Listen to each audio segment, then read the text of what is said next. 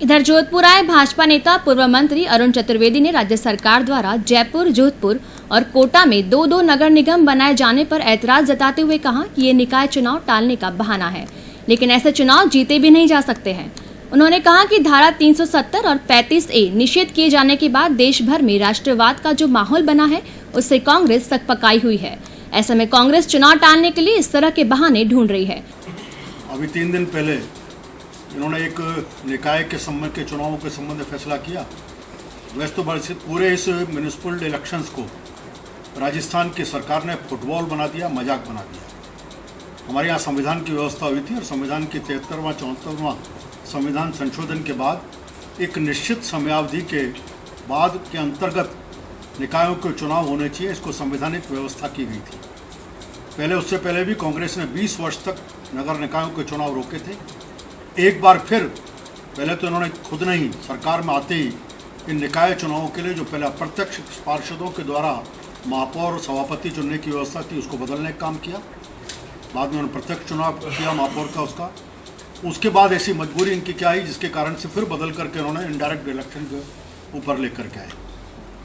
सामान्य रूप से व्यवस्था है, एक बार सेंसस जिस वर्ष में होता है 10 साल में एक बार होता है, और सेंसस होने के बाद उस सेंसस के आधार पर एक बार ही परिसीमन होता है। लेकिन अपने राजनीतिक हितों को देखते हुए और कहीं ना कहीं अपने इलेक्शन प्रोस्पेक्ट्स को बहुत अधिक खतरनाक मानते हुए या उससे खतरा देखते हुए इन्होंने परिसीमन अपने हिसाब से कराया। और निकायों का चुनाव का परिसीमन भी और पंचायत का परिसीमन भी। स्थिति यह है कि कहाँ से किस वार्ड को काटा जाए। कई जगह तो स्थिति एक घर के 2 टुकड़े तक करके इन्होंने वार्डों के परिसीमन करने की बात की। अब तो और अधिक मजाक बना दिया इन्होंने। जयपुर, जोधपुर और कोटा सारे राजस्थान में चुनाव अपने समय पर होंगे, लेकिन इन 3 निकायों में जो 3 निगम हैं उन तीनों के चुनाव को 6 साल टाला है। 2 निगम करने की बात की और 2 निगम में भी उनके फिर वार्डों की संख्या बढ़ा करके परिसीमन फिर करने की बात कर रहे हैं। स्पष्ट रूप से लगता है कि नरेंद्र मोदी जी के नेतृत्व में जिस प्रकार देश बढ़ रहा है और राजस्थान में सरकार के खिलाफ जो एक स्ट्रॉन्ग एंटी इनकम्बेंसी खड़ी हुई है, इस भय के कारण राजस्थान की सरकार और कांग्रेस पार्टी चुनाव नहीं कराना चाहती है। चुनाव को कैसे ना कैसे टाल करके अपने पक्ष में वातावरण बन जाए, इसमें लगी। मीडिया से बात में चतुर्वेदी ने प्रदेश की कानून व्यवस्था सहित कई मामलों पर राज्य सरकार को घेरा। राजस्थान में कानून व्यवस्था पूरी तरह चरमराई हुई है। रोजाना हम खबरें पढ़ते हैं, कहीं बच्ची के साथ दुष्कर्म, चोरी, डकैती।